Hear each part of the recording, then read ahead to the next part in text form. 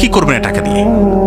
যদি কবর নিয়ে যেতে পারেন, আখেরাতে কাজে লাগে, তাহলে তো একটা ব্যাপার ছিল। তা তো পারবেন না। আপনি বলবেন না পারলে কি হয়েছে, ছেলে মেয়ে খাবে, ছেলে মেয়ে ভোগ করবে নিশ্চিত। বহু মানুষ সম্পদ রেখে চলে গেছে, তার ছেলে মেয়েরা ভোগ করতে পারে নাই, হাতে বুতে অন্য মানুষ খেয়ে ফেলছে, আছে না নাই? সবচেয়ে বড় হতভাগাকে জানেন?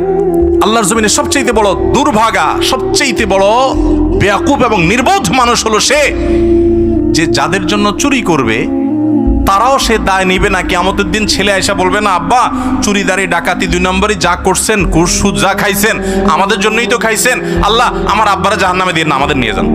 বলবে না ভাই, কোরআন বলেছে ইয়াউমা ইয়াফিরুল মারউ মিন আখিহি ওয়া উম্মিহি ওয়া আবিহি ওয়া সাহিবাতিহি ওয়া বানি। সন্তান বাপকে দেখে মাকে দেখে পালাবে, যে না জানি আজকে কোনো কিছুর জন্য ধরে। সবাই ইয়ানফসি করবে। যাদের জন্য চুরি করবেন ওরাও দায় নিবে না। আপনার মতো নির্বোধ কে হতে পারে?